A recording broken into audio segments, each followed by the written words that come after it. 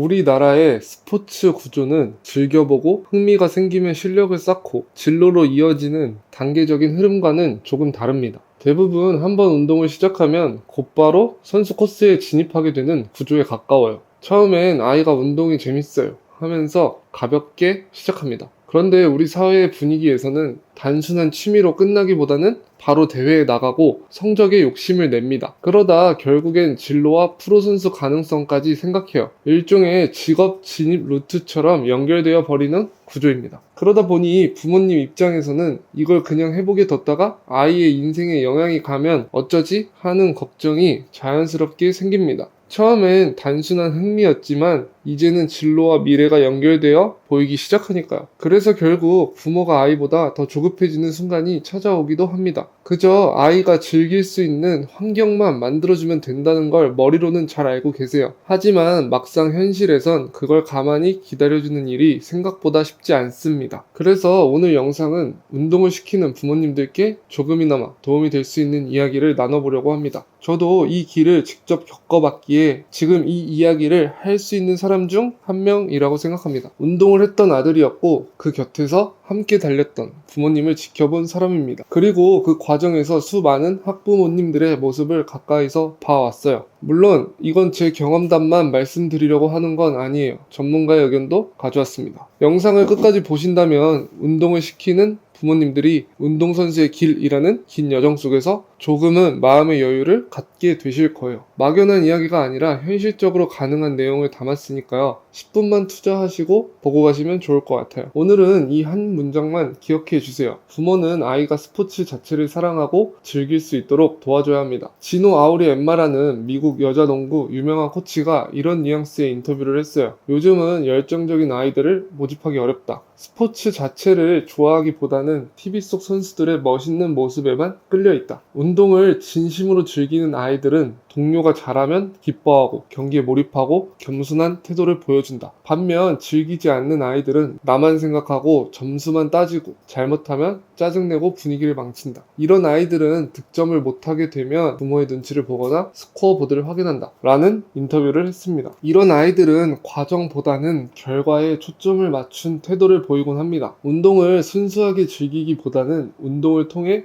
무언가를 반드시 얻어야 한다는 부담을 느끼는 것이에요. 그러다 보면 실수에 민감해지고 실패를 두려워하게 됩니다. 시간이 지날수록 운동을 꾸준히 즐기기 어려워질 거예요. 반대로 운동을 진심으로 즐기는 아이들은 경기 그 자체를 사랑하고 동료의 좋은 플레이에 함께 기뻐합니다. 자신의 실수조차도 배움의 일부로 받아들여요. 이건 부모님의 잘못이어서 말씀드리는 게 아니에요. 현실에서는 부모가 아무리 간섭하지 않더라도 아이는 자연스럽게 결과 중심의 환경에 놓이게 됩니다. 끊임없는 경쟁, 비교, 평가 속에서 아이는 자기도 모르게 즐기는 태도보다 잘해야 한다는 압박감에 행동과 마음이 휘둘리게 되는 거예요. 그래서 부모님은 아이가 결과보다 배우는 과정의 의미를 알 수 있도록 옆에서 조용히 방향을 비춰주시면 좋습니다. 과정에 집중하는 아이는 실력뿐 아니라 오랜 시간 버틸 수 있는 내면의 힘도 함께 자라게 됩니다. 그리고 이런 태도와 마인드는 실제로 많은 축구 지도자들이 무척 중요하게 여기는 요소이기도 합니다. 유튜브 캡틴 하성민 채널에 나오는 전 국가대표 김진규 선수도 선수를 스카우트할 때 가장 중요하게 보는 건 태도라고 강조했습니다. 그런데 여기서 말하는 태도는 단순히 인사 잘하고 말 잘 듣는 예의 바름이 아니에요. 스스로 배울 준비가 되어 있는가, 실수했을 때 핑계를 대지 않고 받아들이는가, 동료의 성공을 진심으로 축하할 수 있는가, 자신보다 팀을 먼저 생각할 줄 아는가. 이런 태도가 바로 김진균 선수가 말하는 프로 세계에서 끝까지 살아남는 선수의 공통점이었습니다. 저 아이는 싸가지 없다, 지 맘대로 한다는 말도 따지고 보면 결과에만 집착하게 된 환경 속에서 생겨난 오해일 수 있습니다. 대부분의 아이들은 본래 착하고 그저 축구를 잘하고 싶어서 노력하는 아이들이에요. 완전히 인성이 나빠서 그런 행동을 하는 경우는 거의 없습니다. 그런데 현실은 결과로 칭찬하고 결과로 혼나는 구조 속에서 아이들은 자연스럽게 결과에 예민해질 수밖에 없습니다. 그래서 경기가 잘 풀리면 우쭐해지고 실수가 반복되면 위축되고 때로는 팀원에게 짜증을 내거나 자기 중심적으로 행동하는 모습도 나올 수 있습니다. 그 겉모습만 보면 싸가지 없다는 말이 나올 수도 있지만 사실은 결과에 짓눌려 생긴 방어적인 태도일 수 있어요. 어쩌면 결과 중심의 환경이 아이가 실수할 자유와 배움의 여유를 없애고 있는지도 모릅니다. 축구를 즐길 수 있도록 도와주는 건 아이의 생각하는 태도를 만들고 결과보다 과정을 바라보는 시선을 심어주는 부모의 진짜 역할일 수 있습니다. 이게 말처럼 쉽지는 않지만 그런 마음가짐이야말로 아이의 성장에 정말 큰 힘이 될 거예요. 그런데 여기서 한 가지 부모님들께서 오해하실 수 있는 부분이 있어요. 제가 말씀드리는 건 결과 중심 사고가 아이에게 해로울 수 있다는 점이지 승부욕 자체가 나쁘다는 뜻은 아닙니다. 오히려 건강한 승부욕은 운동선수에게 꼭 필요한 자질입니다. 이기고 싶은 마음, 경쟁을 즐기는 성향은 아이가 스스로 더 성장하고 싶은 내면의 불꽃이 될 수 있습니다. 그렇기에 아이 스스로 안에서 타오르는 그 승부욕은 부모님이 지켜주셔야 할 소중한 에너지입니다. 반대로 아이가 비교와 부담으로 흔들릴 때는 꼭 이겨야 한다는 건 아니라는 한마디가 아이에겐 큰 위로가 될 수 있어요. 지금까지 영상을 보셨는데 막상 부모님 입장에서는 어디까지 개입해야 하고 어디서 멈춰야 할지 늘 고민일 수밖에 없습니다. 그래서 한 가지 예시를 말씀드려 볼게요. 박지성 선수가 어느 부모님께 이런 말을 했어요.